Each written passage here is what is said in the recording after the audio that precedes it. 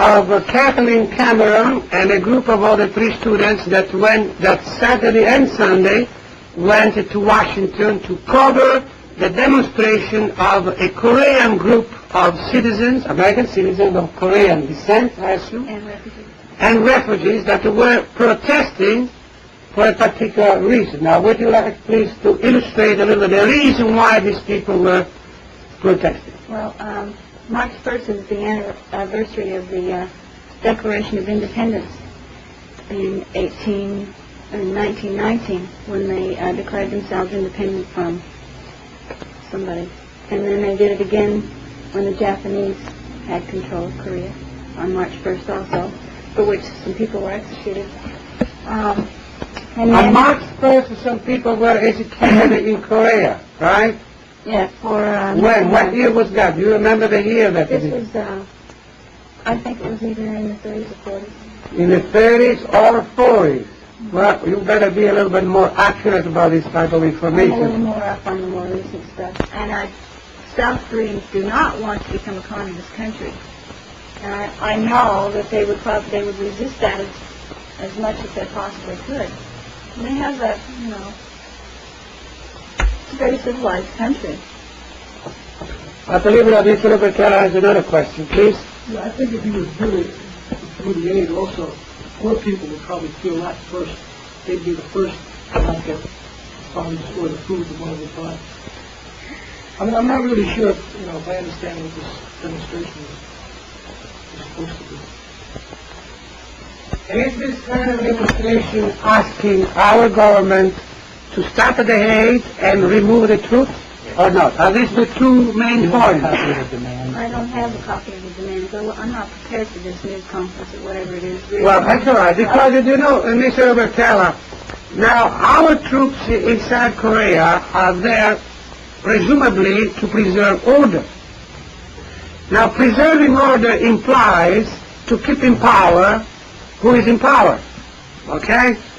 Now, the hate, as you rightly said, if that hate aid is stopped, it will deprive poor people from being out. But the question is that money spent in the right way? Okay. That's what the talks were about on Monday. They said that the money that was going in wasn't being dispersed in the proper channels to benefit any kind of people around there, except for who's ever in charge. Is it like when the KCIA was bribing or paying off our congressman? A trail on the money found out that the monies that they were giving to our congressmen were in fact coming from major oil companies. Major oil companies were paying Korea off for whatever, and they were using the money to pay our congressmen off to keep constant flow of good feelings, whatever, toward the South Korean government. About 50 people. All right. Journalists were right up there.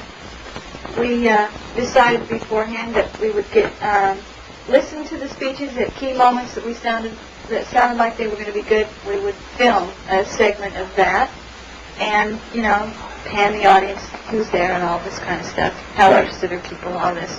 So the aide to Fraser started to speak, and the 2 cameras went on, and it was so noisy that people started looking around and saying, "We can't hear in the back, speak up." And his camera at that moment stopped functioning. So I said, "No, forget it." Fine. And was getting some side shots of the people and the crowd. And so we got some of the speeches, but the speaker was too close to the camera, and she was in a position. We'd set her up, and then as the crowd got larger, she was boxed in. Well, these things happen, of course. So that's how That's why it's good to have an assistant.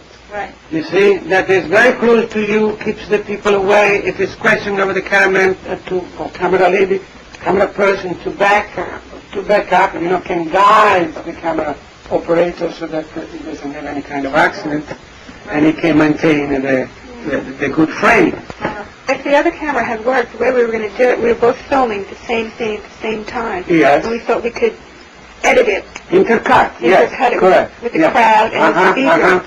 But it didn't work out that way. All right. So we got one roll at the workshop. Mm-hmm. So one roll out of the workshop. Okay, And we will 90 take. minutes of tape recorded. Mm-hmm.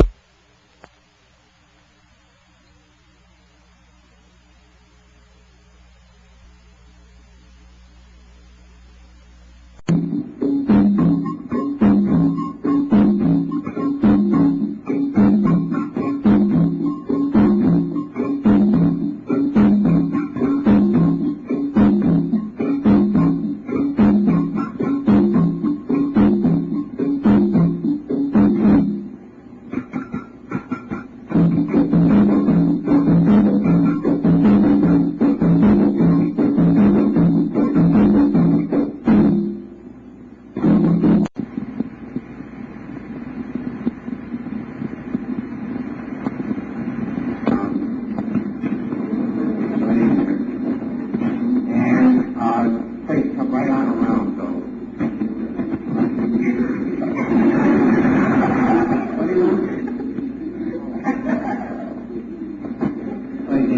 It's to give you here, and balance maybe, right? And then come back here, and if we can do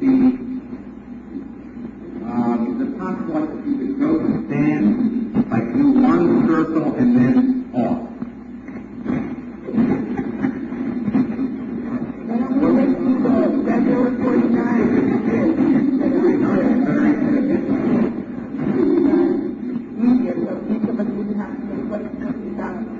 So it's like, Carlo, if you can come across, shooting across, right, get to the center, right, what's the best way to do it? Hands over, all right, with the knee, and around, 1, 2.